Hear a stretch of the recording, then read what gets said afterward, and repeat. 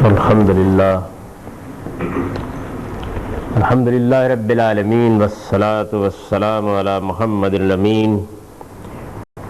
اعوذ باللہ من الشیطان الرجیم. بسم اللہ الرحمن الرحیم.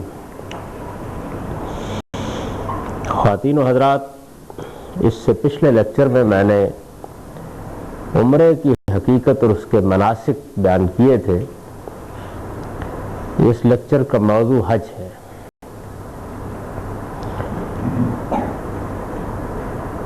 عمرہ اور حج دونوں میں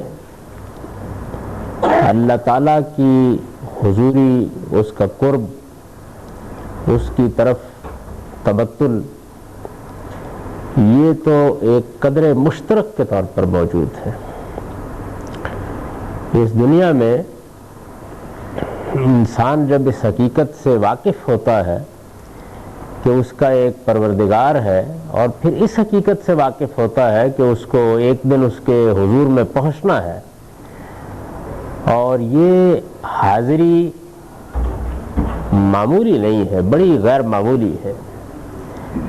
یہ حاضری اس کے لیے نقمت کا باعث بھی بن سکتی ہے اور ابدی نعمت کا باعث بھی بن سکتی ہے.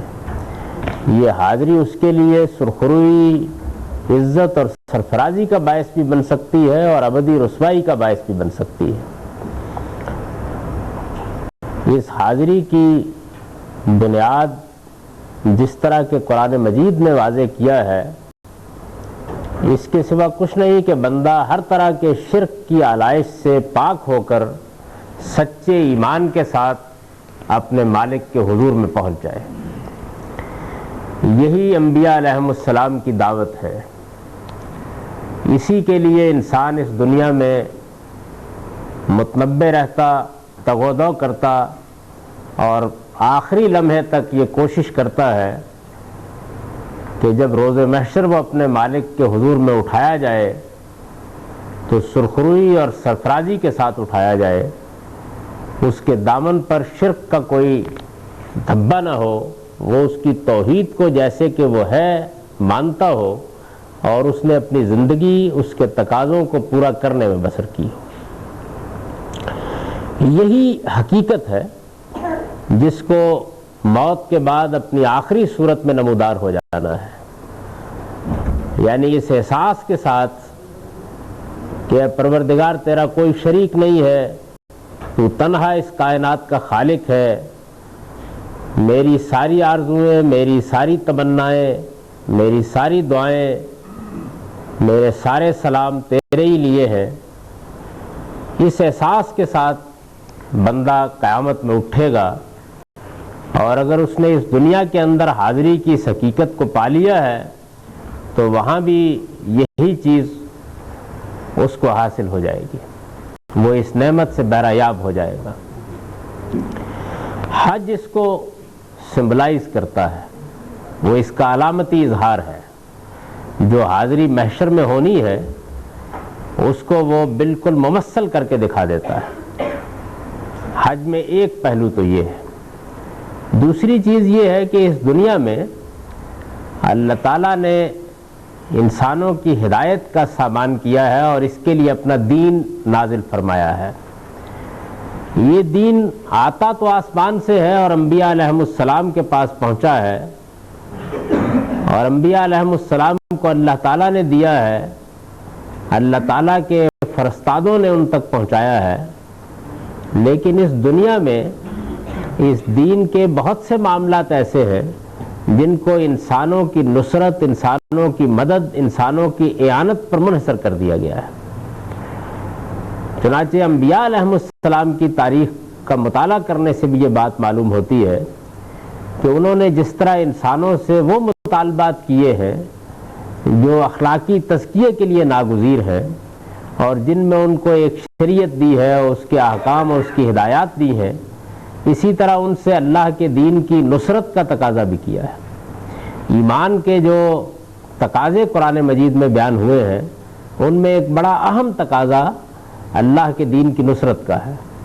یعنی انسان اس دنیا میں جو اخلاقی زندگی بسر کرتا ہے اور جس کی دعوت انبیاء علیہ السلام نے دی ہے، اس میں ایک تقاضا اس سے یہ بھی کیا گیا ہے کہ اگر اللہ کے دین کو اس کی کسی خدمت کی ضرورت ہے، کسی مدد کی ضرورت ہے، کسی نصرت کی ضرورت ہے، تو وہ آگے بڑھے اور اللہ کے دین کی نصرت کرے۔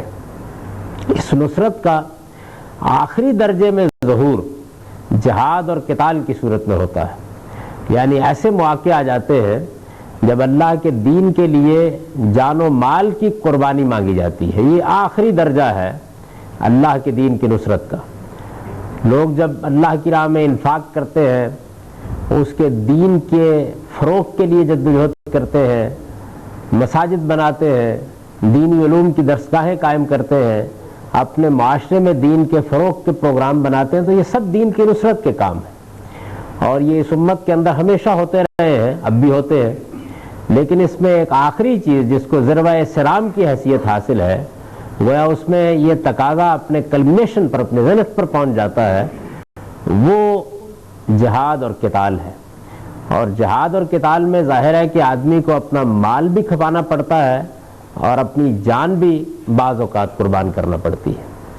اللہ کے دین کی نصرت اور اس کی مدد اور اعانت کے اس تقاضے کو بھی حج میں سمبلائز کیا گیا ہے، یعنی حج اس کا بھی علامتی اظہار ہے۔ میں یہ بات اس سے پہلے عرض کر چکا ہوں کہ یہ جن چیزوں کو مناسک کہا جاتا ہے وہ اصل میں علامتی اظہار کی چیزیں ہیں، یعنی حقیقت اور ہے۔ اس حقیقت کو جس طریقے سے آپ ممثل کر دیتے ہیں، ایک تمثیل میں کسی حقیقت کو بیان کر دیتے ہیں، اس طریقے سے حج اور عمرہ میں دین کی بنیادی حقیقتیں ممثل کی گئی ہیں، ان کو سمبلائز کیا گیا ہے۔ جیسے ہم خواب دیکھتے ہیں تو اس میں حقیقتوں کو تمثیل کے اسلوب میں دیکھتے ہیں۔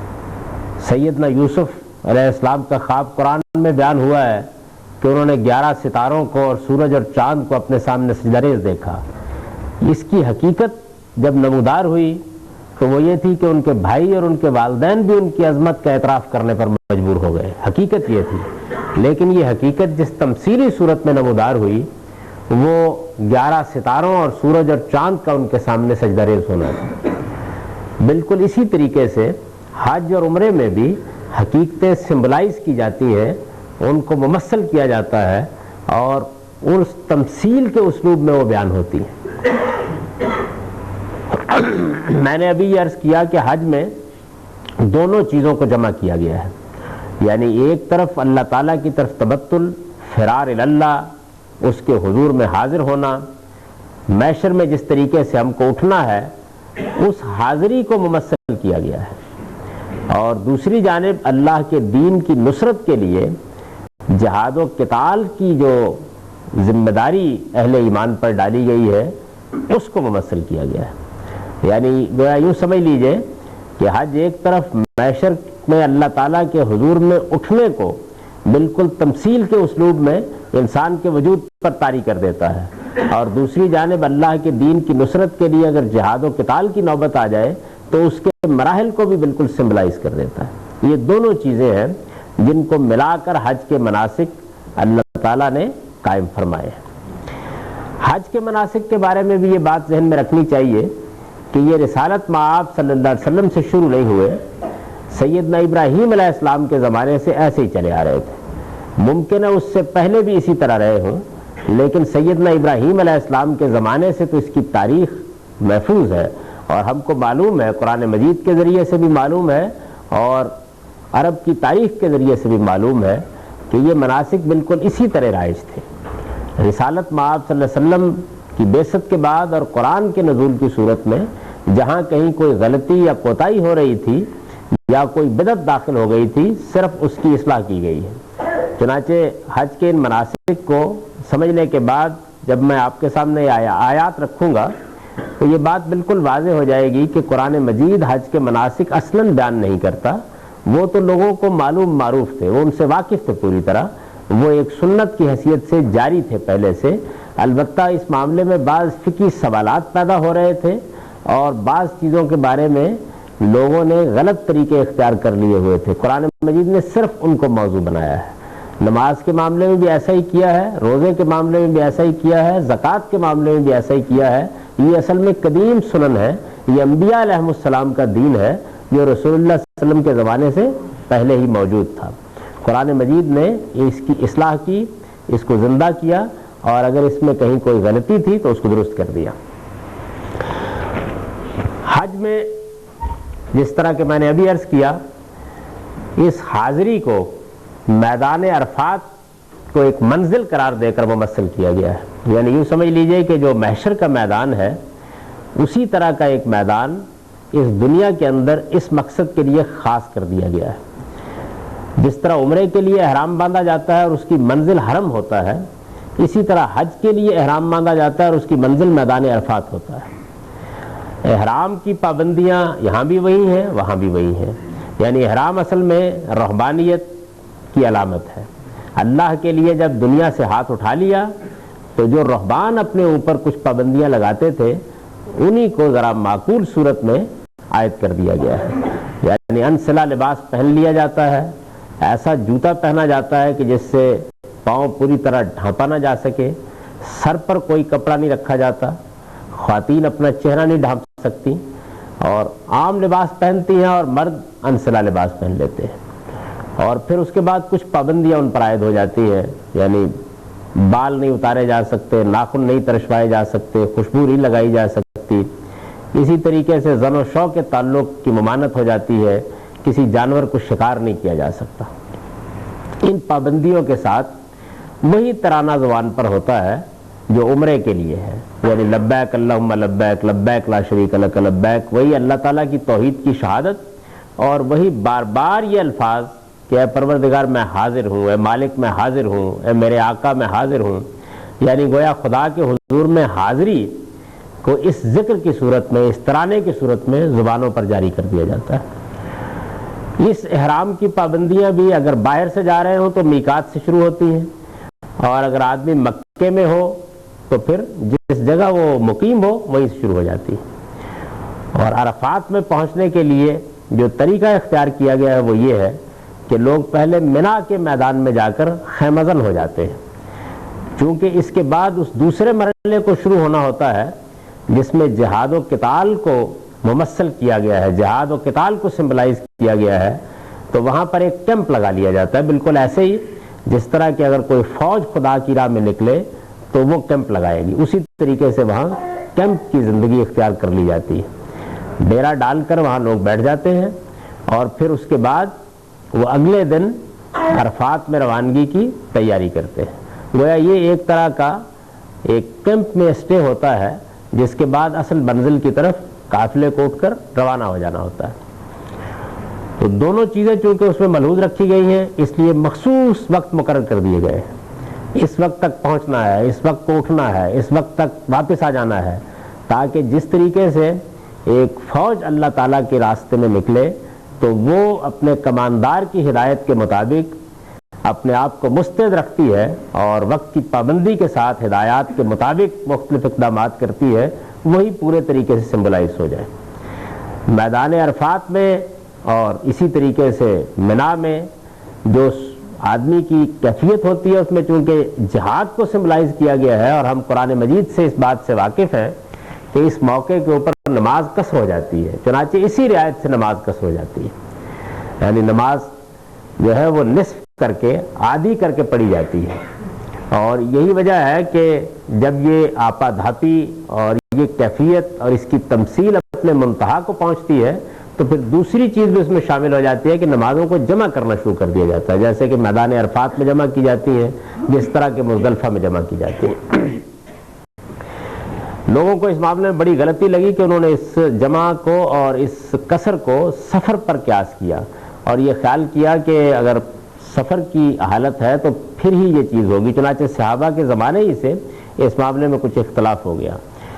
زیادہ تر صحابہ کرام نے اسی رائے کو اختیار کیا کہ یہ حج کے ساتھ خاص ہے، اور یہ بات بالکل قرین قیاس ہے اور فہم میں آتی ہے، یعنی حج میں جس حقیقت کو سمبلائز کیا گیا ہے، چونکہ جب وہ اپنی اصل شکل میں آتی ہے، یعنی جب جہاد و قتال کے لیے آدمی میدان میں اترتا ہے تو وہاں قصر اور جمع کی سہولت اس کو حاصل ہوتی ہے، تو یہاں بھی اسی چیز کو رسالت میں آپ صلی اللہ علیہ وسلم نے ایک سنت کے طور پر جاری فرمایا، اور ظاہر ہے کہ حضور سے پہلے بھی یہ انبیاء علیہ السلام کی ایسی سنت کے طور پر جاری رہی ہوگی۔ میں یہ عرض کر چکا ہوں کہ یہ تمام مناسک پہلے سے اسی طرح جاری تھے۔ منا میں ڈیرا ڈال دیا جاتا ہے، ایک رات کا وہاں قیام کیا جاتا ہے، اور اس کے بعد اگلے دن عرفات کے لیے لوگ روانہ ہو جاتے ہیں۔ عرفات کے میدان میں بالکل وہی منظر ہوتا ہے جو منظر محشر میں ہمارے تصور میں آ سکتا ہے۔ وہاں لوگ پہنچتے ہیں تو امام خطبہ دیتا ہے، یعنی اس موقع کے اوپر گویا اس اجتماع کو تذکیر و نصیحت کا جو فرض عائد ہوتا ہے ایک نظم اجتماعی پر، اسے ادا کیا جاتا ہے۔ اس میں مثالی صورتحال تو وہی ہے کہ امت مسلمہ کے حکمران اس موقع کے اوپر موجود ہوں۔ چنانچہ خلفائے راشدین کے بارے میں تو یہ ہمیں معلوم ہے کہ وہ یا خود خطبہ دینے کے لیے حج کے موقع پر موجود ہوتے تھے، اور یا پھر یہ کہ کسی کو اپنی سرکاری حیثیت میں اپنا نمائندہ مقرر کرتے تھے۔ یہی روایت بنو امیہ کے زمانے میں بھی اسی شان کے ساتھ جاری رہی۔ بنو عباس کے بھی ابتدائی زمانے میں اس کا پورا لحاظ رکھا گیا۔ بعد کے زمانوں میں جس طرح جمعے کے معاملے میں کوتاہی ہوئی، اسی طرح سے حج کا معاملہ بھی اس اپنی اصل صورت پر قائم نہیں رہا۔ وہ مسلمانوں کا نظم اجتماعی وہاں اپنے مالک کے حضور میں، اپنے پروردگار کے حضور میں کھڑا ہوتا ہے، اور ان کو نصیحت کرنے کے لیے ان کے نظم اجتماعی کے ذمہ دار ان کے ارباب حل وقت کھڑے ہوتے ہیں۔ اس موقع پر بھی یہ معلوم ہے کہ نمازیں قصر بھی کی جاتی ہیں اور نمازوں کو جمع بھی کر دیا جاتا ہے، یعنی ظہر اور عصر کی نماز جمع کر کے پڑھی جاتی ہے۔ پھر اس کے بعد حج کا سب سے بڑا اور سب سے اہم ترین معاملہ شروع ہوتا ہے، یعنی وقوف عرفات۔ گویا آپ اپنے مالک کے حضور میں پہنچ گئے ہیں، کھڑے ہو گئے ہیں، اور اس موقع کے اوپر اب اس سے دعائیں کر رہے ہیں، اور اس سے جو کچھ مانگنا ہے مانگ رہے ہیں، اور اپنے گناہوں پر استغفار کر رہے ہیں۔ یعنی اس سے بڑا کوئی موقع نہیں ہوتا جس میں بندہ گویا اپنے مالک کے حضور میں کھڑا ہو جاتا ہے۔ رسالت میں آپ صلی اللہ علیہ وسلم کے بارے میں یہ معلوم ہے کہ آپ نے نمازیں پڑھنے کے بعد مغرب تک وقوف فرمایا، یعنی ایک لمبے عرصے تک آپ کھڑے رہے اور ہاتھ اٹھا کر اپنے مالک کے حضور میں دعا کرتے رہے۔ اس میں اگر آدمی نے چند منٹ کے لیے وقوف کر لیا ہے تو حج پورا ہو جاتا ہے، لیکن بہرحال جس حد تک بھی اللہ توفیق دے، وہ ایک موقع ہوتا ہے اور بے مثل موقع ہوتا ہے۔ اس کے لیے آدمی بہت رخت سفر باندھتا ہے، دور سے جاتا ہے، تو اگر اللہ توفیق دے تو زیادہ سے زیادہ وقت تک اپنے مالک کے حضور میں گزرانا چاہیے، تضرع کرنا چاہیے، زاری کرنی چاہیے، اس لیے کہ حاضری اپنے آخری منتہا تک اس میں پہنچ جاتی ہے۔ ٹھیک اس مقام پر پہنچ جاتے ہیں ہم جس کو گویا منزل قرار دیا گیا اس لبیک اللہم لبیک کے ترانے کی، حاضر ہوں میں پروردگار حاضر ہوں۔ یہ حاضری جب بالکل اپنے منتہا پر وہاں پہنچ جاتی ہے تو پھر لوگ کھڑے ہو کر اپنے مالک کے حضور میں دعا کرتے ہیں۔ یہ معاملہ جس طرح کہ میں نے عرض کیا مغرب تک جاری رہتا ہے۔ جیسے ہی غروب آفتاب ہوتا ہے تو لوگ پھر روانہ ہو جاتے ہیں، اور مزدلفہ اب ان کی منزل ہوتی ہے جہاں انہوں نے رات کا قیام کرنا ہوتا ہے۔ تو حج میں جو تبتل اور حاضری ہے، اس کا گویا ایک یہ درمیانی حصہ ہے۔ اس کے بعد پھر اللہ تعالیٰ کے دین کی نصرت اور جہاد و قتال کا پہلو غلبہ پانا شروع کر دیتا ہے۔ تو مزدلفہ میں لوگ پہنچتے ہیں، اور پھر جس وقت بھی پہنچے، یعنی وہ مغرب تھوڑی دیر بعد پہنچ جائیں یا رات گئے پہنچے، بہرحال وہ نماز قصر ہی پڑھتے ہیں اور جمع کر کے ہی پڑھتے ہیں۔ مغرب اور عشاء کو عام جو نمازوں کے قصر اور جمع کے بارے میں قاعدہ ہے، اس میں بھی یہ معلوم ہے کہ ظہر اور عصر جمع کی جا سکتی ہے، مغرب اور عشاء جمع کی جا سکتی ہے۔ نماز کے قصر اور جمع کے بارے میں حج میں یہ چیز ایک ایسی سنت کے طور پر سامنے آ جاتی ہے کہ پھر اس موضوع پر بھی کسی روایت سے استدلال کی ضرورت باقی نہیں رہتی، یعنی قصر اور جمع گویا ایک ایسی سنت ثابتہ کی حیثیت اختیار کر لیتا ہے۔ اس کو رسالت میں آپ صلی اللہ علیہ وسلم نے جاری فرمایا، اور یہ آج بھی اسی شان کے ساتھ جاری رہتا ہے۔ تو لوگ مزدلفہ میں آتے ہیں۔ مزدلفہ کے بارے میں یہ بات ذہن میں رکھنی چاہیے کہ رسالت میں آپ صلی اللہ علیہ وسلم کا جو اسوہ حسنہ ہے وہ یہی ہے کہ بس آدمی کو ظہر اور مغرب اور عشاء کی نمازیں قصر اور جمع کر کے پڑھ لینی چاہیے، اور پڑھنے کے بعد سو جانا چاہیے۔ اس میں حضور صلی اللہ علیہ وسلم نے اپنی پوری زندگی میں تہجد بھی نہیں پڑھی، یعنی کوئی کسی قسم کی اور عبادت نہیں کی، بس آرام فرمایا، اور پھر اس کے بعد فجر کے وقت اٹھے، اور فجر کی نماز پڑھنے کے بعد پھر کچھ دیر کے لیے وقوف کیا جاتا ہے، یعنی وہی اللہ کے حضور میں حاضری اس میدان میں بھی کچھ دیر کے لیے ہوتی ہے۔ وہاں تو دو نمازیں ظہر اور عصر کی پڑھنے کے بعد مغرب تک کا وقت ہوتا ہے، اور یہاں بہت مختصر سا وقت ہوتا ہے، یہاں تک کہ کچھ طلوع آفتاب کی کیفیت پیدا ہوتی ہے، اور پھر قافلے چل پڑتے ہیں، اور پھر وہ اپنے منا میں اسی کیمپ میں آ جاتے ہیں جہاں سے وہ گئے تھے۔ یہاں آ جانے کے بعد ان کو اب اللہ کے دشمنوں پر سنگباری کرنی ہوتی ہے. اس دنیا میں جو اصل جہاد اور قتال ہے، اور جو ایک طریقے سے یوں سمجھ لیجئے کہ وہ قرآن مجید بیان کرتا ہے کہ اہل ایمان یقاتلون فی سبیل اللہ اور اہل کفر یقاتلون فی سبیل الطاغوت.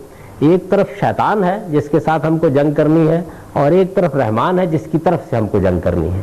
تو یہ شیطان اور رحمان کی کشمکش ہے جس کو اصل میں جہاد اور قتال کے اسلوب میں سمبلائز کیا گیا ہے. چنانچہ وہاں پر 3 علامتیں بنا دی گئی ہیں، گویا وہ شیطان کی قوت کی علامتیں ہیں. اور یہی وجہ ہے کہ اس دنیا کے اندر اللہ تعالیٰ نے جب بنی آدم کو بھیجا تو اس موقع پر ہی ان دونوں کو واضح کر دیا. قرآن مجید میں جب آپ قصہ آدم پڑھتے ہیں تو یہ معلوم ہے کہ اس میں یہ بتایا گیا ہے کہ ایک طرف تم ہو، دوسری طرف شیطان اور اس کی ذریت ہے، تمہارے درمیان ابدی دشمنی پیدا کر دی گئی ہے، اور اب یہ تمہارا کھلا دشمن ہے. تو جو کھلا دشمن ہے اس کو وہاں سمبلائز کر دیا گیا ہے، اور اس کے مقابلے میں گویا پورے عزم جزم کے ساتھ اہل ایمان کھڑے ہوتے ہیں، اور اس ارادے کے ساتھ کھڑے ہوتے ہیں کہ جو زندگی میں کشمکش شیطان کے ساتھ ہم کو پیش آئے گی اس میں بھی ہم اللہ تعالیٰ کی طرف سے ہو کر اسی طرح لڑ جائیں گے. اس لڑنے کو سمبلائز کرتے ہیں ہم، یعنی کچھ کنکر پکڑ لیتے ہیں اور پھر شیطان کو مارے جاتے ہیں. گویا اس روح کو تازہ کیا جاتا ہے کہ اسی طرح کی سنگباری ہم شیطان کی ترغیبات اور جس طریقے سے وہ ورگلاتا ہے اس کے خلاف زندگی میں بھی جاری رکھیں گے. تو اس کو سمبلائز کیا جاتا ہے. اور اگر کسی موقع کے اوپر شیطان اپنے لشکروں کے ساتھ حملہ آور ہوتا ہے تو پھر اس کے مقابلہ کرنے کے لیے جان بھی دینی پڑتی ہے، دینے کے لیے تیار ہو جائے گی. چنانچہ جیسے ہی یہ سنگباری ہو جاتی ہے تو اس کے بعد پھر قربانی کی جاتی ہے، جو اصل میں اللہ کے حضور میں اپنے آپ کو وقف کر دینے، اپنے آپ کو نظر کر دینے، اور اگر موقع ہو اور اس کا تقاضا ہو تو اپنے آپ کو قربان کر دینے کی علامت ہے. یعنی آخری چیز یہی ہو سکتی ہے کہ جب آپ جہاد و قتال میں اترتے ہیں شیطان کے خلاف تو جان دینی پڑ جائے. چنانچہ اس کو بھی قربانی کی صورت میں سمبلائز کر دیا گیا ہے. قربانی ہوتی ہے، اور جیسے ہی قربانی ہوتی ہے اس کے بعد بال منڈوا دیے جاتے ہیں. اگر قربانی آدمی نہیں لایا ہوا ہے یا حج کی اس نے ایسی صورت اختیار نہیں کی کہ جس میں قربانی لازم ہوتی تو پھر صرف سر منڈوا دیا جاتا ہے. سر منڈوانے کے بارے میں اس سے پہلے عرض کر چکا ہوں کہ یہ قدیم ترین زمانے میں کسی کی غلامی میں دینے کی علامت رہی ہے. تو گویا اللہ تعالیٰ کی غلامی کے لیے اس کو خاص کر دیا گیا ہے. اس کی علامت ہے ایک طرح سے. قدیم زمانے میں جب لوگوں کو غلام بنایا جاتا تھا تو مالک ان کا سر منڈوا دیتے تھے، اور اس طرح گویا یہ اس بات کا اعلان ہوتا تھا کہ یہ آدمی اب احرار میں سے نہیں رہا، یہ غلام ہے. تو اللہ تعالیٰ نے انسانوں کی غلامی کو تو قابل نفرت قرار دیا، لیکن اللہ کی غلامی ظاہر ہے کہ ہر بندے کے لیے باعث فخر ہے. تو وہ اس چیز کا اظہار کرتا ہے اس طریقے سے، یعنی کچھ کسر کروا کے اپنے کچھ بال کتروا کر، یا اگر اللہ توفیق دے تو بالوں کو منڈوا کر. اس کے بعد پھر اللہ تعالیٰ نے قرآن مجید میں بھی یہ بات کہی ہے، اور یہ مناسک میں ایک سنت کی حیثیت سے بھی جاری ہے کہ لوگ پھر بیت اللہ میں حاضری دیتے ہیں. یعنی بیت اللہ کا طواف گویا اس میں وہ آخر میں آتا ہے. یہ عمرے میں تو اصل چیز طواف ہے. یہاں پر تو اگر آدمی مثال کے طور پر میقات سے گیا تو وہ سیدھا منا میں جا سکتا ہے. اسی طریقے سے وہ اگر وہاں مقیم ہے تو وہاں سے بھی سیدھا منا میں جا سکتا ہے، یا حرم کا طواف جو ہے وہ اس کے بعد. اور جب وہ طواف کر لیا جاتا ہے تو پھر گویا اس کے بعد جو باقی پابندیاں ہیں وہ بھی ختم ہو جاتی ہیں. کچھ پابندیاں تو احرام کھولتے ہی ختم ہو جاتی ہیں، کچھ پابندیاں رہ جاتی ہے، یعنی زن و شو کے تعلق کی پابندی وہ اس کے بعد ختم ہو جاتی ہے. لوگ پھر واپس آ جاتے ہیں، اور واپس آنے کے بعد قرآن مجید بھی یہی کہا ہے، اور یہی پہلے سنت رہی ہے کہ 2 یا 3 دن وہاں قیام کیا جائے. اس میں بھی رمی ہوتی ہے، اسی طریقے سے شیطان پر سنگباری ہوتی ہے، اور وہ پہلے دن بھی کی جاتی ہے، دوسرے دن بھی کی جاتی ہے، اور اگر اللہ توفیق دے تو کوئی 3 دن بھی مقیم رہ جا سکتا ہے. قرآن مجید نے یہ بات واضح کر دی ہے کہ 2 دن میں واپس آ جائیے یا 3 دن میں واپس آ جائیے، اس سے فرق نہیں پڑتا ہے. کسی قسم کا کوئی عذر پیش آ جائے یا کوئی ایسا معاملہ ہو جائے کہ آدمی کے لیے مینا میں قیام کرنا ممکن نہ ہو تو اس کی رعایت ہے. چنانچہ خود رسالت میں آپ صلی اللہ علیہ وسلم کے زمانے میں جب بعض چرواہوں نے یہ کہا کہ ہماری تو بھیڑ بکریاں باہر ہیں اور ہمارے لیے یہاں ممکن نہیں ہے، تو حضور نے ان کو اجازت دے دی کہ رمی کر کے تم چلے جاؤ، لیکن یہ کسی عذر ہی کی صورت میں ہونا چاہیے. اس کے بعد لوگ واپس آتے ہیں، اور چونکہ ان کو اب حرم سے روانہ ہوتا ہے تو وہ طواف وداع کرتے ہیں، اور طواف وداع کرنے کے بعد اپنے گھروں کو روانہ ہو جاتے ہیں. اس طواف کے ساتھ یا اس سے پہلے طواف کے ساتھ اگر کوئی آدمی صحیح کرنا چاہے تو یہ بہت خیر کا کام ہے، لیکن یہ لازمی چیز نہیں ہے. صحیح کے بارے میں یہ بات قرآن مجید نے واضح کر دی ہے کہ یہ جو صفا و مروہ کا طواف ہے اس کی حکمت وہی ہے، خدا کے ساتھ عہد کی تجدید اور اس کو موقت کرنا، اور گویا اس صحیح اور جہد کو سمبلائز کرنا جو سیدنا ابراہیم علیہ السلام نے کی ہے، لیکن اس کو لازم نہیں کیا گیا۔ اللہ تعالیٰ نے یہ فرمایا ہے کہ یہ ایک تطوع کا نفل عمل ہے، وَمَن تَطَوَّعَ خَيْرًا فَإِنَّ اللَّهَ شَاكِرٌ عَلِيمٌ، جو کوئی بھی کوئی نیکی اور خیر کا عمل جس کو اللہ نے مشروع قرار دیا ہے کرتا ہے تو اللہ تعالیٰ اس کو قبول فرماتے ہیں، اور وہ بندوں کی باتوں کو قبول کرنے والے ہی ہیں اور ان کے دلوں کے حال سے پوری طرح واقف ہیں۔ یہ تو گویا یوں سمجھ لیجیے کہ ایک عمومی بیان ہے کہ اس معاملے میں کیا چیز ہے۔ اب اس کے بعد کچھ مسائل پیدا ہوتے ہیں، یعنی جس طریقے سے ہم نماز پڑھتے ہیں تو بعض اوقات بعض مسائل پیدا ہو جاتے ہیں جس میں پھر وہ فقہی سوالات ہیں جن کے جوابات اہل علم بھی دیتے ہیں، انبیاء علیہم السلام ہوں تو وہ بھی دیتے ہیں۔ قرآن مجید نازل ہو رہا تھا تو اس نے بھی ان سب سوالوں کے جوابات دیے ہیں۔ ان مسائل کو آپ حج کی فقہ کہہ سکتے ہیں، اور یہ قرآن مجید میں تمام وہی چیزیں زیر بحث آئی ہیں۔ چنانچہ ارشاد فرمایا کہ وَأَتِمُّوا الْحَجَّ وَالْعُمْرَةَ لِلَّهِ، یعنی تم حج و عمرہ کو اللہ کے لیے اتمام تک پہنچاؤ۔ حج اور عمرہ گویا قرآن مجید میں ایسے ہی الفاظ استعمال کیے ہیں کہ یہ کیا ہیں، ان کے مناسک کیا ہیں، آداب کے، یہ تو معلوم ہے۔ فرمایا کہ اس میں اصل روح یہ ہونی چاہیے کہ یہ سب اللہ پروردگار عالم کے لیے ہو۔ فَإِنْ أُحْصِرْتُمْ فَمَا اسْتَيْسَرَ مِنَ الْهَدْيِ۔ اب اس کے بعد یہ سوال پیدا ہوتا ہے کہ اگر کسی، یعنی یہ ایک سوال ہے جو ایک صورتحال میں پیدا ہو جاتا ہے کہ آدمی حج کے ارادے سے نکلا، وہ اپنے پروردگار کے حضور میں حاضر ہونا چاہتا تھا۔ آپ جانتے ہیں کہ قدیم زمانے بھی جنگ و جدال کے معاملات رہے ہیں۔ حج میں جو 3 مہینے ہیں ان کو حرام قرار دیا گیا، حرمت والے مہینے قرار دیا گیا تاکہ لوگ اطمینان کے ساتھ حرم میں آ سکیں۔ موجودہ زمانے میں بھی لوگ جب جنگ پر اتر آتے ہیں تو ان آداب کا لحاظ نہیں رکھتے، اور اس طرح کی صورت پیش آ سکتی ہے۔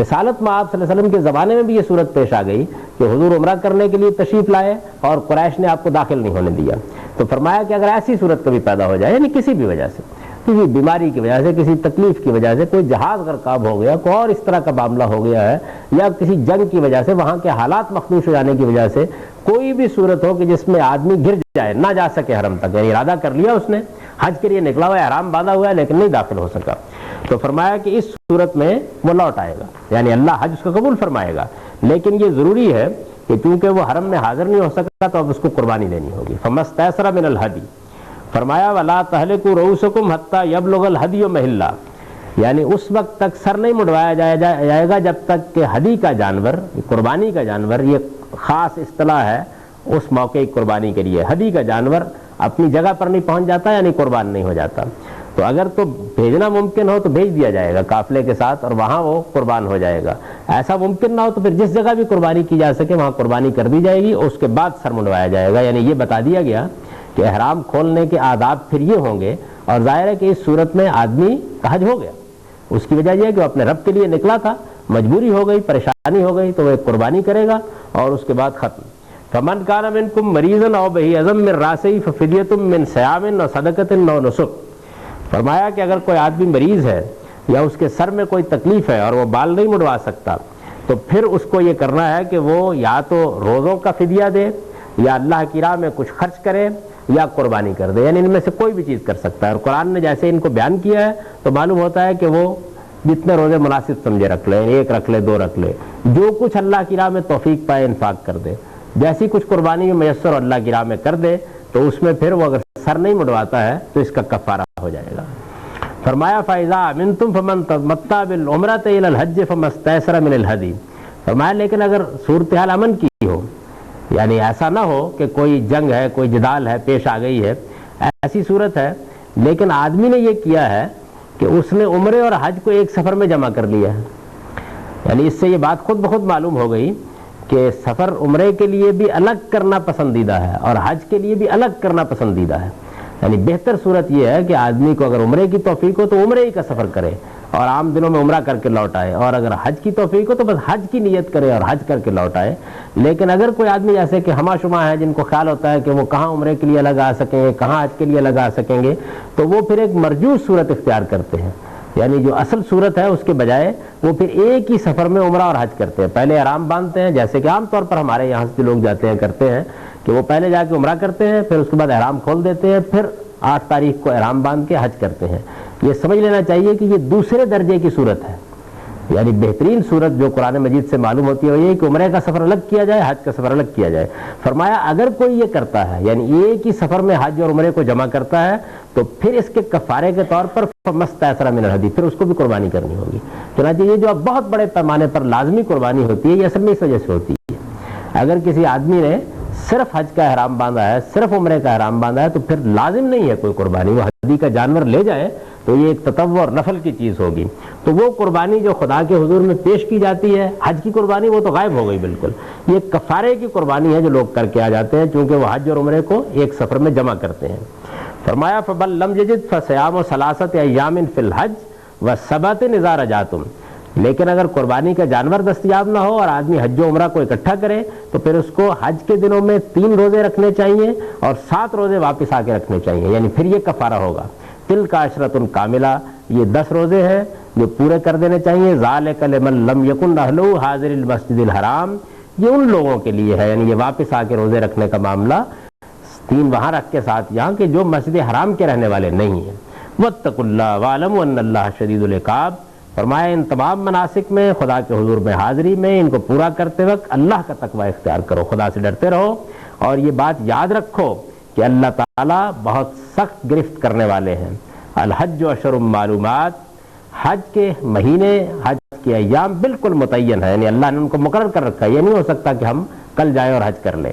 فرمایا وہ مقرر متعین مہینے ہیں۔ فمن فرض فیہن الحج فلا رفث ولا فسوق ولا جدال فی الحج وما تفعلوا من خیر یعلمہ اللہ۔ اب اس کے بعد وہ چیزیں بیان کی ہیں کہ جو عام طور پر امتوں کے اندر اس وقت پیدا ہوتی ہیں کہ جب وہ کسی چیز کی روح سے ناآشنا ہو جاتی ہیں، یعنی وہ مناسک تو ادا کر دیتی ہیں لیکن جو اصل روح ہے اس کو پوری طرح ملحوظ نہیں رکھتی۔ ایسے ہی کہ جیسے روزے میں آدمی کھانے پینے کے لیے تو وہ بند کر لیتا ہے لیکن اس کے ساتھ گالیاں بھی بکتا ہے، اس کے ساتھ ہر طرح کی بد اخلاقی بھی کرتا ہے، تو اس کا مطلب اس روح سے واقف نہیں ہے، اس کو بیان کیا ہے۔ پھر کچھ بدعتیں ہیں جن کی اصلاح کی ہے، پھر کچھ رویے ہیں جن کی اصلاح کی ہے، ان کو ہم تفصیل سے انشاءاللہ العزیز اگلے لیکچر میں زیر بحث لائیں گے۔ اقول قولی ھذا واستغفر اللہ لی ولکم ولسائر۔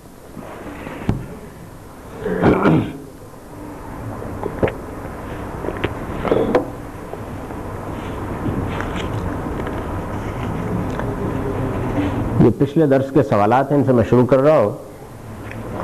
عام نفلی طواف اور عمرے میں کیا فرق ہے؟ کیا طواف کے بعد یعنی نفلی طواف کے بعد 2 رکعت نفل بھی ایک منسوخ چیز ہے؟ اس کا کیا حکم ہے؟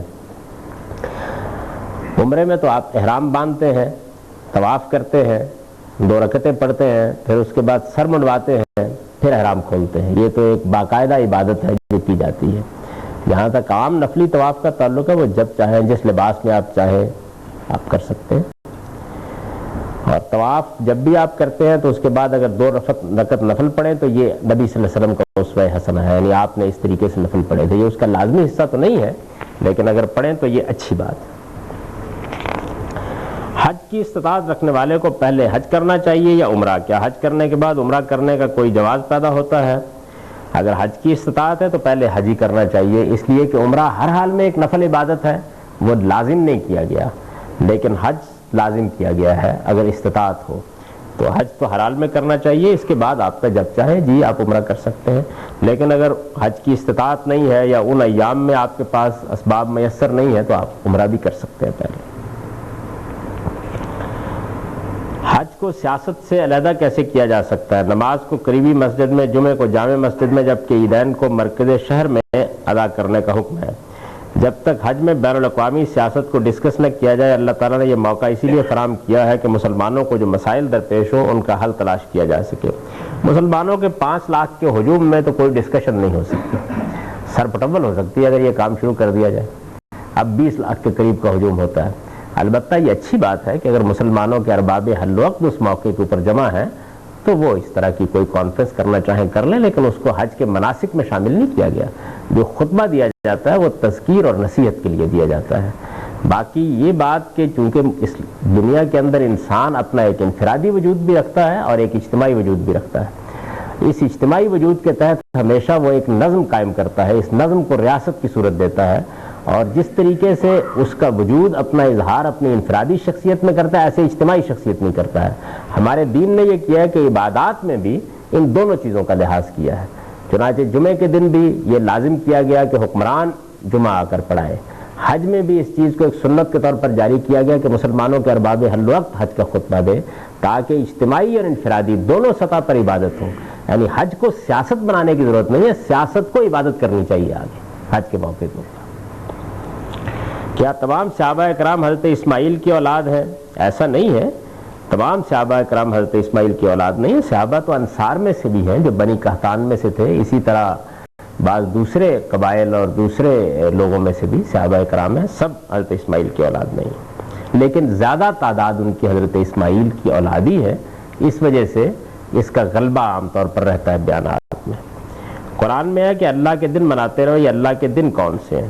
قرآن مجید میں ایسی کوئی چیز نہیں کہ اللہ کے دن مناتے رہو, یعنی میرے علم میں نہیں ہے ایسی کوئی آیت. آپ حوالہ دیں, ہو سکتا ہے کہ سمجھنے میں غلطی لگ رہی ہو, لیکن قرآن میں ایسی کوئی آیت نہیں. کیا سیاست اور دین علیحدہ علیحدہ چیزیں ہیں؟ دین تو ایک جامع چیز ہے جو زندگی کے معاملات میں آدمی کی رہنمائی اور ہدایت کا سامان کرتا ہے. سیاست زندگی کا ایک شعبہ ہے, لہذا دین سیاست کے بارے میں بھی ہدایات دیتا ہے. یعنی یہ علیحدگی جو ہے یہ پتہ نہیں سیاستی میں کیوں زیر بحث آ جاتی ہے. دین معیشت کے بارے میں بھی ہدایات دیتا ہے, دین معاشرت کے بارے میں بھی ہدایات دیتا ہے, دین اسی طریقے سے سیاست کے بارے میں بھی ہدایات دیتا ہے, لیکن وہ ہدایات بہت اصولی نوعیت کی ہے. تمام دوسرے معاملات کو انسانی عقل پر چھوڑ دیا گیا. موجودہ طویل خشک سالی کہیں اللہ تعالیٰ کی ناراضی سے تو نہیں, اور اس کا حل کیا ہے؟ بندہ مومن کو جب بھی کوئی مشکل پیش آئے یا جب بھی کوئی آفت آئے تو اس کو یہی سوچنا چاہیے کہ یہ میری کوتاہیوں میری غلطیوں کا نتیجہ ہے. چنانچہ وہ اللہ تعالیٰ سے استغفار کرے, اللہ تعالیٰ کی طرف رجوع کرے, اور جب وہ استغفار کرتا ہے تو اللہ تعالیٰ کرم فرماتا ہے. کیا پاکستان کے اندر صحیح اسلامی نظام قائم ہو جائے گا؟ صحیح اسلامی نظام جیسے انسان ہوں گے اسی طرح سے قائم ہوگا. یعنی یہ ایسا نہیں ہو سکتا کہ کسی قوم کی اخلاقی حالت میں کوئی تبدیلی نہ ہو اور کہیں اوپر سے کوئی صحیح اسلامی نظام ان پر لاگو کر دیا جائے. قوم کی اخلاقی حالت جیسی ہوگی اسی طرح کا نظام اس میں قائم ہو جائے گا. صحابہ کرام بحیثیت جماعت خیر امت تھے.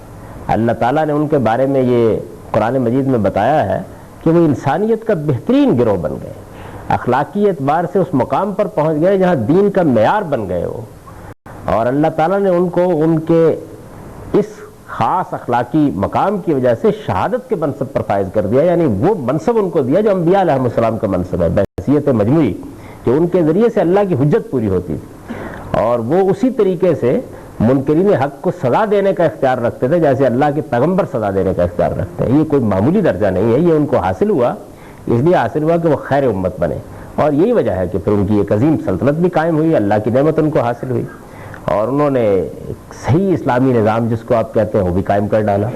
تو یہ چیز جو ہے یہ اسی اخلاقی رویے سے ہو سکتی ہے. وہ کردار وہ سیرت ہمارا آئیڈیل ہونا چاہیے, اس کی ہم کو کوشش کرنی چاہیے. جب قوم کے اندر وہ چیز پیدا ہو جائے گی تو اس کا ظہور ظاہر بات ہے کہ اس کی سیاست میں بھی, اس کے نظم اجتماعی میں بھی ہوگا. کیا تصویر وغیرہ باندھنا اور لینا یہ چیزیں اسلام میں جائز ہے؟ تعویذ وغیرہ باندھنا, معاف کیجیے پڑھنے مجھ کو غلطی لگی, نہیں یہ چیزیں اسلام میں بالکل جائز نہیں ہے. اسلام میں اللہ تعالیٰ کے حضور میں دعا کرنی چاہیے بس. باقی جتنی چیزیں ہیں وہ اپنے اندر توہمات کا ایک عظیم میدان رکھتی ہیں, اور مسلمان کو اس سے پناہ مانگنی چاہیے. ان میں اگر کوئی روحانی علوم کی چیزیں بھی ہوں جیسی کہ ہاروت و ماروت پر نازل کی گئیں, ان کے بارے میں بھی قرآن سے یہ معلوم ہوتا ہے کہ انہیں بڑی آزمائش ہے, اور آدمی ایک بار پڑ جائے تو اس کے لیے ایمان بچانا بہت مشکل ہو جاتا ہے. اصلی اور حقیقی مومن کس کو کہتے ہیں؟ جو اللہ پر سچا ایمان رکھتا ہو, آخرت پر سچا ایمان رکھتا ہو, وہ حقیقی مومن ہے. مرد اور عورت کے لیے سونے کے زیورات استعمال کرنے کے لیے دین میں کیا حکم ہے, اس کی حکمت کیا ہے؟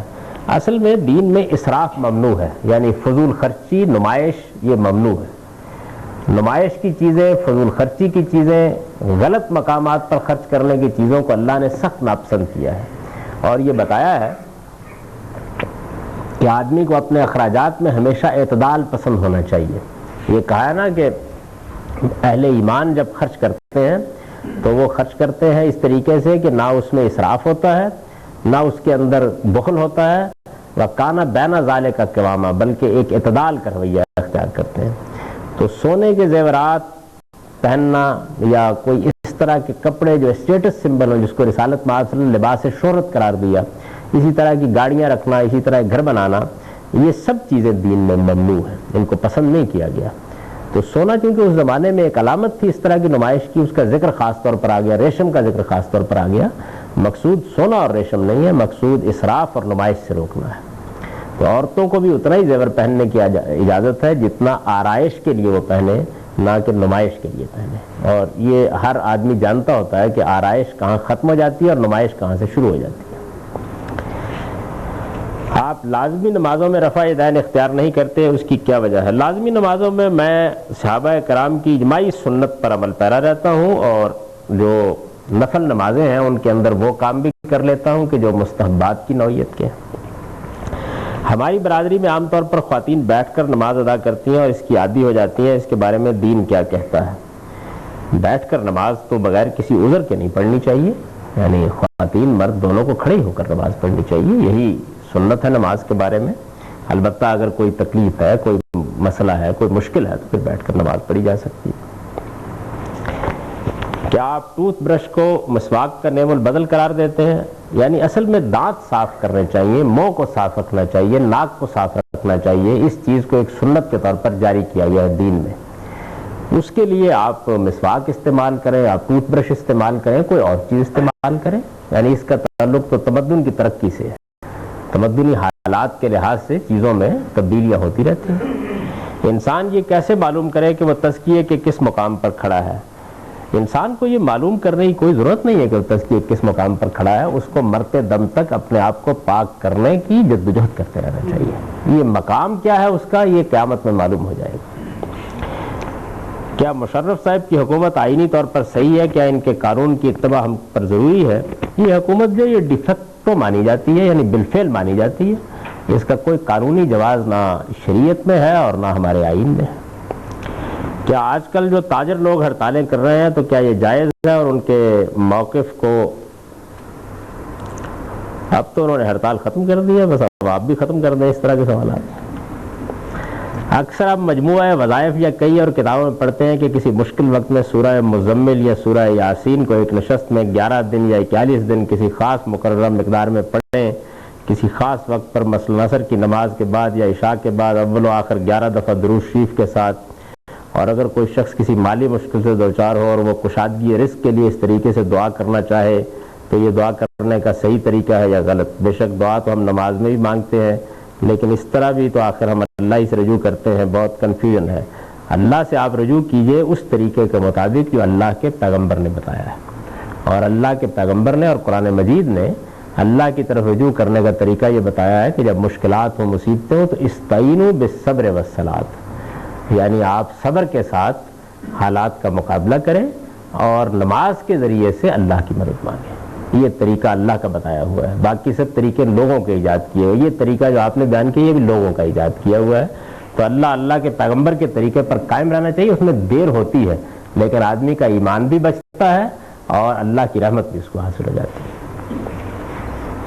ہمارے معاشرے وہ طالب علم جنہوں نے مغرب کے لٹریچر سے استفادہ کیا، وہ اس سے اس قدر مرعوب ہو جاتے ہیں کہ اسلام کی بات سننے کے لیے تیار نہیں ہوتے، اور جو اسلام کی بات کرتا ہے اسے پرانے خیالات کا حامی خیال کیا جاتا ہے۔ اس صورتحال میں کس قسم کی ترغیبات کا سہارا لینا ضروری ہے؟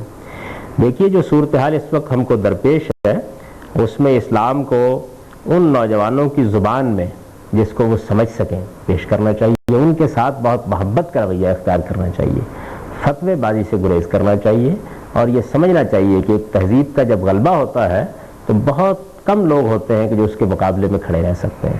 تو اگر محبت کے ساتھ، دعوت کے اسلوب میں، حکمت کے ساتھ، جس کی تعلیم اللہ تعالیٰ نے قرآن مجید میں دی ہے، اللہ تعالیٰ نے دعوت کے بارے میں جو طریقہ بتایا ہے وہ یہ ہے کہ ادعو الی سبیل ربک بالحکمہ والموعظۃ الحسنہ وجادلہم باللتی ہی احسن، یعنی اللہ کی راہ کی طرف بلایا کرو حکمت کے ساتھ، دانائی کے ساتھ، بصیرت کے ساتھ، چڑھ دوڑنے کے انداز میں نہیں، فتویٰ دے کر اگلے دن گردن کاٹنے کا فتویٰ دے کر نہیں، حکمت کے ساتھ، موعظہ حسنہ، بہت اچھے اسلوب میں نصیحت کرتے ہوئے، اور اگر کوئی بحث پیدا ہو جائے تو جادلہم باللتی احسن، بحث بھی بڑے خوش اسلوبی کے انداز میں ہونی چاہیے۔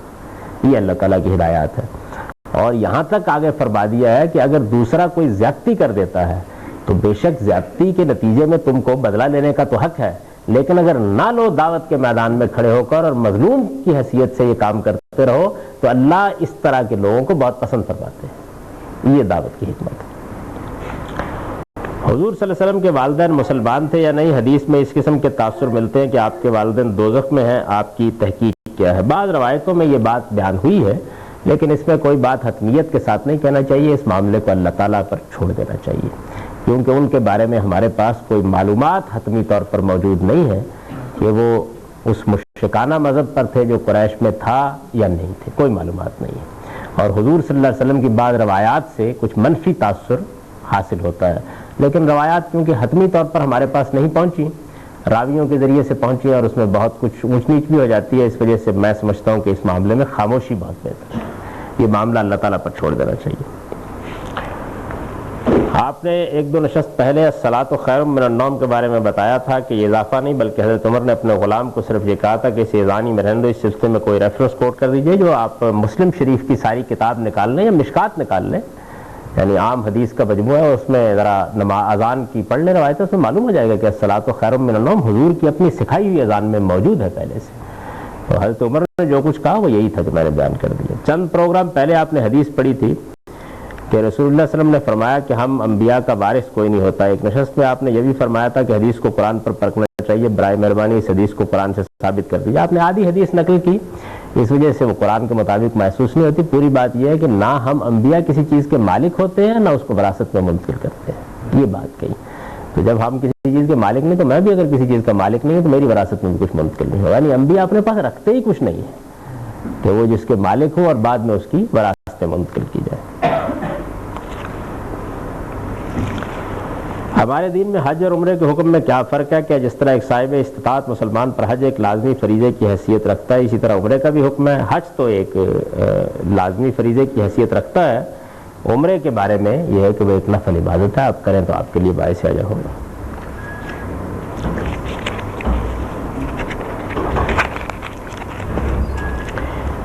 حدود حرم کو کب اور کس طرح مقرر کیا گیا تھا؟ کیا یہ ایک توقیفی چیز ہے؟ حدود حرم کے خاص احکام کیا ہے؟ مدینہ منورہ کو بھی حرم کہا جاتا ہے کہ یہ بھی حرم کے حکم میں اسی طرح شامل ہے جس طرح مکہ مکرمہ. حدود حرم جو ہے یہ سیدنا ابراہیم علیہ السلام کے زمانے سے ان کی تاریخ محفوظ ہے کہ اسی طریقے سے یہ قائم کیے گئے ہیں. قریش کے ہاں بھی اسی طریقے سے، تو حضور نے بھی انہی مقامات کی نشاندہی کی، اور اگر کوئی اشتباہ تھا تو اس کو دور فرما دیا. یہ صاف معلوم ہوتا ہے یہ بالکل ایک توقیفی چیز ہے، یہ یعنی اس سارے عمل سے یہ معلوم ہوتا ہے. اس کے خاص احکام کیا ہیں؟ یہ معلوم ہے کہ اس کی حرمت کو قائم رکھا جائے گا، اس میں کوئی درخت نہیں کاٹا جائے گا، کوئی شکار نہیں کیا جائے گا، یہ چیزیں اس کے اندر ممنوع ہیں. مدینہ منورہ کو طبعاً حرم کہا جاتا ہے، یعنی حرم جو اصطلاحی حرم ہے وہ حیثیت مدینہ منورہ کی نہیں ہے.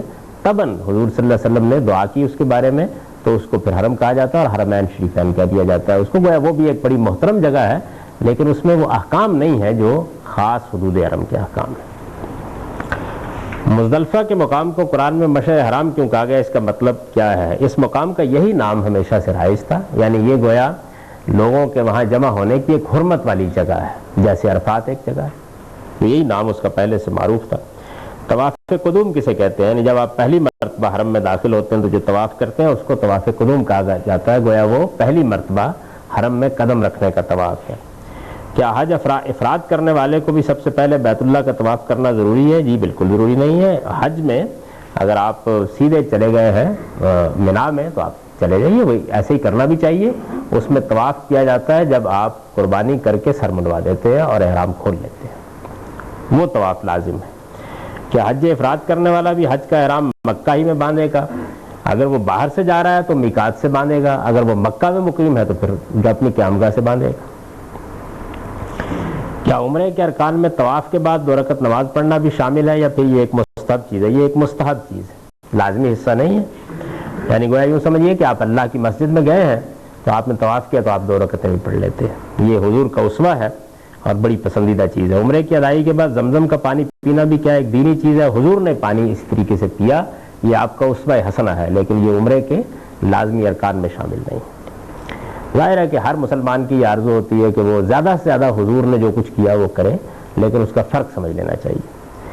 نفلی طواف کے بعد جو رکعتیں پڑھی جاتی ہیں کیا وہ بھی طوافی کا حصہ ہے؟ کیا نفلی طواف طور پر صحیح بین الصفا والمروہ بھی بغیر احرام کے کی جا سکتی ہے؟ جی ہم میرے نزدیک کی جا سکتی ہے. اس لیے قرآن مجید نے یہ بات خود واضح کر دی ہے کہ جو آدمی بھی کوئی تطوع کا عمل کرے گا اللہ اس کو قبول فرمانے والے ہیں، اور یہ خاص صفا و مربع کی صحیح کے بارے میں فرمایا ہے۔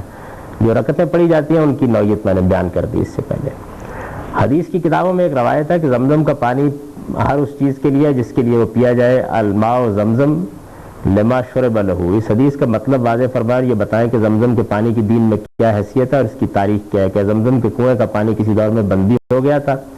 عام طور پر جو زبانی روایت لوگوں میں رائج ہے وہ یہ ہے کہ یہ کنواں قدیم سے اس جگہ پہ موجود ہے، یہ بند ہو گیا ہوا تھا، اور جب سیدنا اسماعیل وہاں آباد ہوئے، آ کر سیدنا ابراہیم نے اپنے بچوں کو آباد کیا ہے، تو اس میں بھی یہ کنواں پھر جاری ہو گیا، یعنی اس کو کچھ کھولا گیا یا کھلا وہ اللہ کے حکم سے، اور پھر وہ جاری ہو گیا۔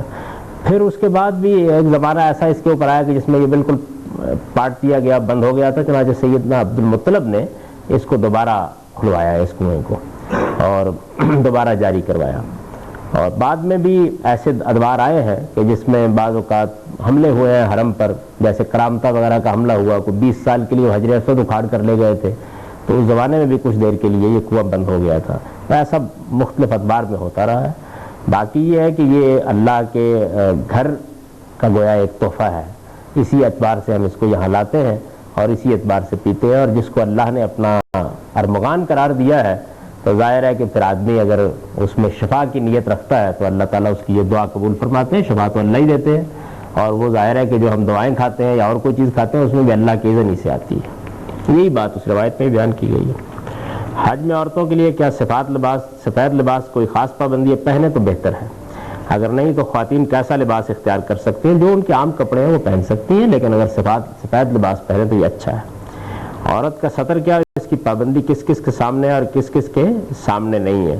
خواتین کو عام طور پر اس کا لحاظ رکھنا چاہیے کہ ان کا چہرہ، پاؤں اور ہاتھ کے سوا ان کا جسم ڈھپا رہے، الا یہ کہ کسی کام کاج کی ضرورت کے تحت جسم کا کوئی حصہ نمایاں کرنا، ایسے بعض اوقات شلوار اٹھانا پڑ جاتی ہے یا بازو اڑس لینا پڑتے ہیں، ورنہ عام طور پر اس کا لحاظ کرنا چاہیے۔ آپ کے مکتب فکر کے مطابق نماز پڑھنے کے طریقے کی تفصیل کہاں سے حاصل کی گئی، جبکہ اکثر لوگ نماز وتر کو بھی قضا پڑھنے پر مصر ہیں؟ میں نے اس پر حال ہی میں ایک بڑا تفصیلی لیکچر دیا ہے، میرا نقطہ نظر آپ اس لیکچر کو سن کر جان سکتے ہیں، اور میں اپنی جو کتاب لکھ رہا ہوں اس میں اب 1-2 اور باب ہیں جو مجھے لکھنا ہے، اس کے بعد عبادات آئیں گی تو لکھ بھی دوں گا انشاءاللہ العزیز۔ کیا حج و عمرہ میں سر منڈوانا ضروری ہے؟ تھوڑے سے بال کٹوانے سے بھی فرض ادا ہو جاتا ہے؟ دونوں صورتیں ہو سکتی ہیں، یعنی آپ پورا سر منڈوا دیں یا کچھ حجامت بنوا لیں جیسے بنوائی جاتی ہے، دونوں جائز۔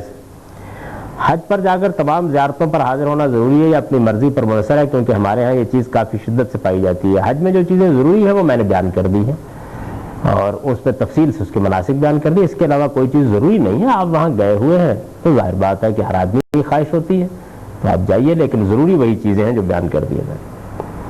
ہم ہر سال جشن عید میلاد النبی کا جلوس نکالتے ہیں، اس میں کیا حرج ہے؟ یہ صحابہ کا طریقہ نہیں ہے۔ کیا اس سے منع کیا گیا؟ اگر منع نہیں کیا گیا تو کسی مولوی کو کیا حق ہے کہ وہ لوگوں کو خوشی منانے سے منع کرے؟ نہیں، مولوی بیچارے کو تو کوئی حق بھی نہیں ہے، اور وہ کوئی حق استعمال کرے گا تو آپ مانیں گے کب؟ اصل میں بات یہ ہے کہ دین کے معاملے میں اسی طریقے پر رہنا چاہیے جو صحابہ کرام کا طریقہ تھا، کیونکہ حضور نے نجات فلاح کی بشارت اسی طریقے کے بارے میں دی ہے۔ آپ نے فرمایا کہ میرے بعد بہت سی نئی نئی چیزیں ایجاد ہو جائیں گی، لوگ بدعتیں اختیار کریں گے، دین سے انحراف کریں گے، فرقوں میں بٹ جائیں گے۔ لوگوں نے پوچھا اس کا علاج کیا ہے، ہم کیا کریں؟ پھر ایسی صورت پیدا ہو جائے، آپ نے فرمایا اس طریقے پر رہو، ما انا علیہ واصحابی، جس پر میں اور میرے صحابہ تھے۔ تو میں اور میرے صحابہ یعنی حضور اور آپ کے صحابہ جس راستے پر تھے، جو انہوں نے کیا وہ دین میں کرنا چاہیے، جو انہوں نے نہیں کیا وہ ہم کرنا پسند نہیں کرتے۔ جو افراد پاکستان سے حج کرنے کے لیے جاتے ہیں ان پر قربانی کرنا ضروری ہے؟ اگر ضروری ہے تو پاکستانی حاجی قربانی کیوں کرتے ہیں؟ عام طور پر پاکستانی حاجی جو ہے وہ عمرے اور حج کو ایک سفر میں ملاتے ہیں، تو یہ کفارے کی قربانی ہے جو پھر لازم ہو جاتی ہے، وہ کرتے ہیں۔ اگر وہ ایسا نہ کریں تو کوئی قربانی لازم نہیں ہے، البتہ نفل کے طور پر آپ قربانی جب جائیں گے اللہ کے گھر میں تو کر سکتے ہیں۔ غیر مسلموں کے حرم میں داخلے کے بارے میں کیا احکام ہے؟ مشرکین جو جن کے اوپر اللہ کے پیغمبر کی طرف سے حجت تمام ہو گئی وہ تو حرم میں داخل نہیں ہو سکتے، اور انہی کے توسع میں جو لوگ اب بھی شرک کو اپنا مذہب بنائے ہوئے ہیں ان کے داخلے پر پابندی رہنی چاہیے، باقی غیر مسلموں کے داخل ہونے کے لیے اوپر کوئی پابندی نہیں۔ خلق قرآن کا مسئلہ کیا ہے؟ اس کا پس منظر کیا ہے؟ کیا یہ عیسائیوں کے ساتھ مناظرے کے نتیجے میں وجود میں ہے؟ جی ایسا ہی ہوا یعنی اس میں اللہ تعالیٰ کے کلمے اور کلام کی بحث زیر بحث آ گئی، اور سیدنا مسیح کو چونکہ کلمۃ من اللہ کہا گیا ہے تو یہ استدلال کر رہے تھے کہ وہ مخلوق نہیں ہو سکتے، اور قرآن کو کلام اللہ کہا گیا۔ اس میں مناظرانہ سی بحث پیدا ہوئی اور بعد میں بہت سرپٹبل ہو گئی اس کے اوپر۔ اب یہ تاریخ کا حصہ بن گئی، معاف کیجئے آپ بھی اس کو، اس میں اب پڑھ کر کیا کریں گے۔ تاہم اگر آپ اس کے پس منظر کو سارے کو جاننا چاہیں تو ایک بڑی اچھی کتاب ہے تاریخ افکار و علوم اسلامی، اس کو پڑھ لیجئے، اس میں بڑی تفصیل سے یہ بیان ہوا۔ شادی سے پہلے تو جنسی تعلقات پر پابندی لگائی گئی ہے، مگر شادی کے بعد کوئی پابندی نہیں، اس فرق کی کیا وجہ ہے؟ شادی کے بعد تو میاں بیوی کی حیثیت اختیار کر لیتے ہیں، انسانی تمدن کی بنا پڑ جاتی ہے، رشتے وجود میں آ جاتے ہیں، خاندان کی تشکیل ہوتی ہے، اولاد ہوتی ہے تو وہ گویا اولاد کی حیثیت سے جائز قرار دی جاتی ہے، تو خاندان بنتا ہے۔ اس لیے ظاہر ہے کہ اللہ تعالیٰ نے جو چیز فطرت کے دائیات میں رکھی ہے وہ بالکل جائز ہے۔ اس چیز کو اگر شادی کے بغیر جائز قرار دے دیا جائے تو پھر خاندان وجود میں نہیں آ سکتا، پھر بچے ایسے ہی پیدا ہوں گے جس طریقے درختوں پر لگ جائیں، ان کے لیے کسی ماں اور باپ کی ذمہ داریوں کو، بہن اور بھائیوں کے رشتے کو وجود میں لانا ممکن نہیں ہوگا۔ تو انسان کے ساتھ مسئلہ یہ ہے کہ وہ ایسا نہیں ہے کہ 20 سال کی عمر میں آسمان سے ٹپکتا ہے، 50 سال کی عمر میں رخصت ہو جاتا ہے، وہ ناتوان بچے کی صورت میں آتا ہے اور بعض اوقات اس سے بھی بدتر حالت میں بوڑھا ہو کر دنیا سے رخصت ہوتا ہے۔ تو پورے انسان کو اگر دیکھیں آپ بچپن سے بڑھاپے تک تو اس کو خاندان کی ضرورت ہے۔ خاندان کی ضرورت پوری کرنے کے لیے یہ لازم ہے کہ جنسی تعلقات کو میاں بیوی تک محدود رکھا جائے۔ اسی وجہ سے میں ہمیشہ یہ کہتا ہوں کہ اسلام پورے انسان کا مذہب ہے اور مغربی تہذیب آدھے انسان کا مذہب ہے۔ پورے انسان کو خاندان سے بیگانہ نہیں کیا جا سکتا۔ قرآن مجید کی تلاوت کے دوران میں سجدہ تلاوت آ جانے پر سجدہ کرنا ضروری ہے یا نہیں؟ حضور سجدہ فرمایا کرتے تھے، اس لیے آپ کے اسوہ حسنہ کی پیروی میں ہم کو بھی سجدہ کرنا چاہیے۔ اور یہ صرف سجدہ ہی نہیں فرماتے تھے حضور، بلکہ جہاں پر عذاب کی آیت تھی اس میں استغفار کرتے تھے، جہاں رحمت کی آیت تھی اللہ کا شکر ادا کرتے تھے، جہاں کوئی تسبیح کا حکم ہے وہاں تسبیح کرتے تھے، جہاں نماز کے اہتمام کے طرف کہا گیا تو اس کی جانب ذہن کو رجوع میں لاتے تھے۔ حضور اس طرح ایک زندہ کتاب کے طور پر قرآن پڑھتے تھے، اور جہاں پہ ایسا موقع آتا ہے کہ ایک بندہ مومن کو اپنا سر جھکا دینا چاہیے وہاں سجدہ ریز ہو جاتے تھے۔ حضور کی تلاوت کا طریقہ یہ تھا۔ تو اس میں سے ایک فقہی چیز سجدہ تو نکال لیا لوگوں نے، باقی ختم ہو گئی ساری کی ساری۔ میں جس مسجد میں نماز پڑھتا ہوں وہاں پر کپڑوں کا ٹخنوں کے اوپر کرنے اور پاؤں کو ساتھ ملانے پر بہت زور دیا جاتا ہے، جبکہ میرا نقطہ نظر اس سے مختلف ہے، اور اس بارے میں مجھے تنبیہ کی جاتی ہے کپڑوں کو ٹخنے سے اوپر رکھوں، اس سلسلے میں کیا رویہ اختیار کیا جائے، ذرا تفصیل سے بیان کر دیں۔ آپ کا نقطہ نظر مختلف ہے تو آپ اپنا نقطہ نظر شائستگی کے ساتھ بیان کر دیجیے دوسروں کے سامنے، اور اگر یہ محسوس کریں کہ بیان کرنے کا موقع نہیں ہے تو پھر جس مسجد میں نماز پڑھ رہے ہیں ان کی بات تھوڑی دیر کے لیے مان لیجیے ورنہ ماریں گے آپ کو۔ آج کل اتنی مہنگائی ہے کہ اگر ہم اپنے روپوں سے ڈالر خرید کر بینک میں رکھوا دیتے ہیں اس نظریے سے کچھ نفع ہو جائے گا کیونکہ ہمارے پاس وقت نہیں مزید کام کرنے کا، تو کیا یہ جائز ہے؟ اس میں کوئی ممنوع چیز نہیں ہے، آپ کوئی بھی کرنسی رکھ سکتے ہیں، وہ کم بھی ہوتی رہتی ہے زیادہ بھی ہوتی رہتی ہے۔ اللہ نے چاند کی قسم کھائی، سورج کی قسم کھائی، سورہ نجم میں اللہ تعالیٰ نے ستارے کی قسم کھائی، چاند ایک ہے سورج ایک ہے جبکہ ستارے کروڑوں ہیں، لیکن اللہ تعالیٰ نے ایک ستارے کی قسم کیوں کھائی، ستاروں کی قسم کیوں نہیں کھائی؟ نیز کون سے ستارے کی قسم کھائی؟ وہاں نجم جو ہے وہ اس میں جنس کے طور پر استعمال ہوا ہے، اس سے مراد ایک ستارہ نہیں ہے۔ ایک تو اصولی بات یہ سمجھ لیجئے، دوسری چیز یہ ہے کہ قرآن میں جو قسمیں ہیں وہ اصل میں شہادت کے طور پر کھائی گئی ہیں، یعنی اس میں کوئی ایک یا دو گننے کی ضرورت نہیں ہے۔ میں نے جو قرآن مجید کا ترجمہ کیا ہے اس میں آپ یہ دیکھیں کہ میں نے اس میں قسم کے الفاظ کو تبدیل کر دیا ہے اس کے اصل مدعا کے لحاظ سے، اور یہ کر دیا ہے کہ چاند گواہی دیتا ہے، سورج گواہی دیتا ہے، تاکہ واضح ہو جائے لوگوں کے اوپر کہ یہ کوئی اس طرح کی قسم نہیں ہے جیسے ہم آپ کھاتے رہتے ہیں۔ حضرت ابراہیم پر کتنے لوگ ایمان لائے تھے؟ اس زمانے میں مردم شماری کا کوئی رجسٹر نہیں تھا بھائی، یہ معلوم ہوتا ہے کہ تھوڑے ہی لوگ ایمان لائے تھے۔ کیا زندہ یا مردہ شخص کی تصویر ڈرائنگ روم میں یا گھر میں لٹکانا کیسا ہے؟ اگر کوئی اس میں مشرکانہ پہلو نہیں ہے تو اچھا ہے، ٹھیک ہے، لٹکا لیجیے۔ آج جب کہ آواز کا کوئی مسئلہ نہیں تو جمعے کی 2 اذانوں کی بجائے ایک کی اذان کیوں نہیں کر دی جاتی؟ اگر لوگ کر دیں تو اس میں کوئی حرج کی بات نہیں۔ حکومت آج کل ٹیکس کلچر کے فروغ میں لگی ہے، اس سلسلے میں ٹیکس سروے بھی ہو رہا ہے جس میں رہائشی اور کاروباری علاقوں کا سروے ہو رہا ہے۔ آپ اس کو کس نظر سے دیکھتے ہیں؟ کیا اس سے کوئی فائدہ ہوگا کہ نہیں؟ کیونکہ لوگوں میں بہت خوف بھی پایا جاتا ہے۔ میں اس پر پچھلے درس میں تبصرہ کر چکا ہوں۔ ڈاکومنٹیشن یا لوگوں کے معاملات کا جائزہ لینا یہ ہر حکومت کا حق ہے، اگر اسلامی حکومت ہو تو وہ بھی ظاہر ہے کہ زکوٰۃ کے لیے یہ کام کرے گی، اس لیے یہ بجائے خود کوئی ناجائز بات نہیں، لیکن جب آپ کسی سوسائٹی میں کوئی کام کرتے ہیں تو یہ دیکھنا پڑتا ہے کہ اس کے حالات، اس کا پس منظر کیا ہے، جس سوسائٹی کے اندر اخلاقی لحاظ سے کسی آدمی کا دوسرے پر اعتماد نہ ہو، جس کے تمام محکمے کرپٹ ہو چکے ہوں، جہاں ثوابدیدی اختیارات جو ہیں وہ لوگوں کے لیے دہشت کا باعث بن جاتے ہوں، وہاں ظاہر ہے کہ اگر آپ یہاں تک پہنچانا چاہتے ہیں تو اس کے لیے تدریج کا طریقہ اختیار کرنا چاہیے تھا، لیکن چونکہ حکومت نے یہ طریقہ اختیار نہیں کیا تو اب دعا کیجئے کہ اس سے خیر برآمد ہو۔ تمام اخبارات کی شہ سرخیاں تاجروں اور حکومت کی لڑائی سے بھری ہوتی ہیں، لیکن کسی بھی عالم کی طرف سے اس مسئلے کا حل زکوٰۃ پیش نہیں کیا گیا۔ کیا آپ نے زکوٰۃ کے نظام کی طرف حکومت کو توجہ دلائی ہے؟ میں اس پر لکھ بھی چکا ہوں، اور حکومت کے ذمہ داروں سے جب ملاقات ہوتی ہے تو ان کی خدمت میں عرض بھی کر دیتا ہوں بہت تفصیل کے ساتھ اپنا نقطہ نظر۔ قسم کا کفارہ کتنے روزے ہیں؟ یہ کیا مسلسل رکھنے چاہیے؟ 10 روزے ہیں، مسلسل ہی رکھنے چاہیے۔ تو جناب اب وقت ختم ہو گیا، یہ جو سوالات ہیں ابھی باقی ہیں، ان کے جوابات اب آئندہ درس میں۔ ہمارے ایک عزیز دوست اسحاق ناگی صاحب کی اہلیہ دوسری مرتبہ آپریشن کے لیے ہسپتال لے جائی گئی ہیں، آپ سب سے درخواست ہے کہ ان کی صحت کے لیے دعا کریں۔ تو آئیے مل کے دعا کر لیتے ہیں۔ اللہم صلی اللہ علیہ وسلم ربنا لا تزغ قلوبنا بعد إذ هديتنا وهب لنا من لدنك رحمة اللهم اشف مرضاها اللهم انك انت الشافي اللهم ارحمها اللهم انك انت ارحم الراحمين صلی اللہ